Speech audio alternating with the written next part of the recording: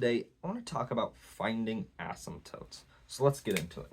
So let's say we have a rational function that looks like, we'll say x plus 1 times x plus 3 over x minus 1 times x plus 5. Okay? And we want to figure out where all the asymptotes are, right?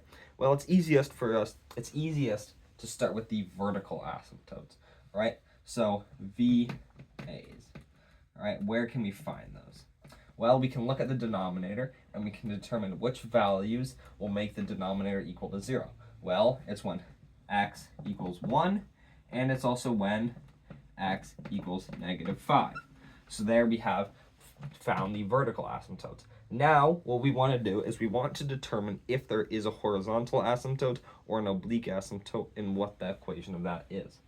All right, so let's look at this, all right, and we can actually expand this, all right, let me make sure I have x equals, and we can say then this equals also, I'm going to write it down here, x squared plus 4x plus 3, right, and then this will be x squared plus 4x minus 5, right?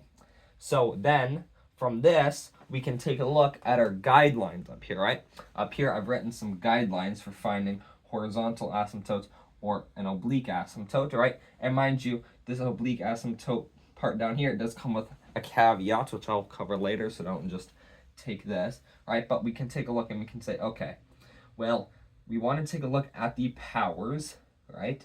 And we can say, okay, well, this is squared and this is squared, so the n equals m, which also means we'll have y equals the first number here, right? The first coefficient here and the first coefficient here. And it'll have this coefficient over this coefficient, right? But this coefficient just so happens to be 1, and so does this one. So our horizontal asymptote will just be when y equals 1, okay? And here we will have no oblique asymptotes. Now, something else we could do if we wanted to is, I'm not going to do this in this video, but we could set this equal to 1 and we could try to solve it, right? And we can determine if there are any crossing points with the horizontal asymptotes. There sometimes will be crossing points with horizontal asymptotes and oblique asymptotes. There will never be crossing points with vertical asymptotes. So let's do another example. Let's do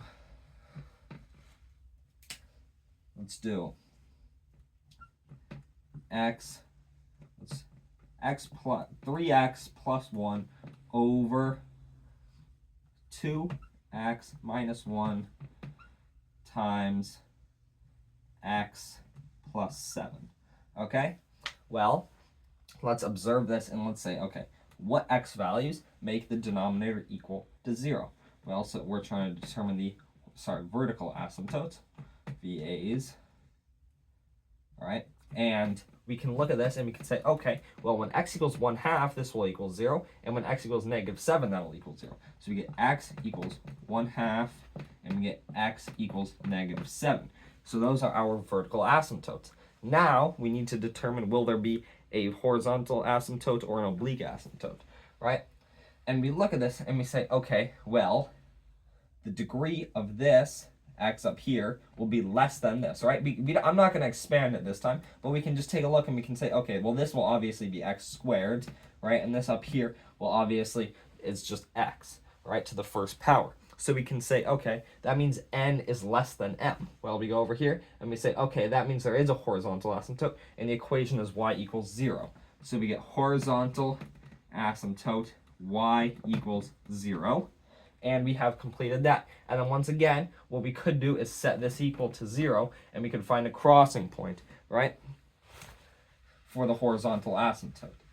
Let's do one more example. This one will have an oblique asymptote, right? So say we have x squared plus 1 times 3x, right, over 2x, right? And we can say, all right, well, obviously this will be x cubed, right? If we were to expand that, that would be the highest power in the numerator, and then the highest power in the denominator is x to the first, right? So that means n is greater than m. So on that means we have an oblique asymptote.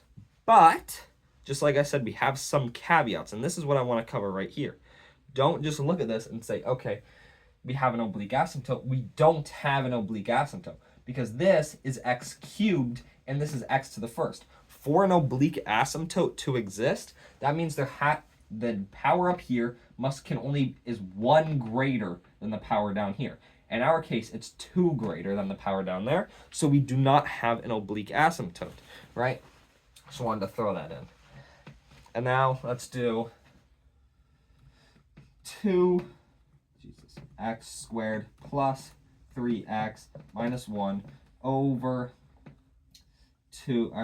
over 4x, right? And we want to figure out, okay, is there an oblique asymptote, right? Well, we automatically, let's just look at this. We say, okay, the power up here is greater than the power down here. This is x to the first, that's x squared. And this power is also only 1 bigger. So we do have an oblique asymptote.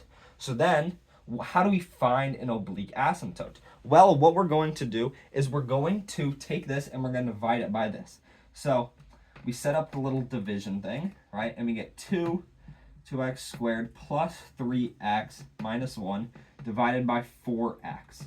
All right, so how do we divide? Well, we just need to think about, okay, what can I multiply 4x by that will get me to 2x squared? Because we're trying to make this equals 0, right? Because we're going to subtract. And the answer will be 1/2 x, right? Then, from here, what do?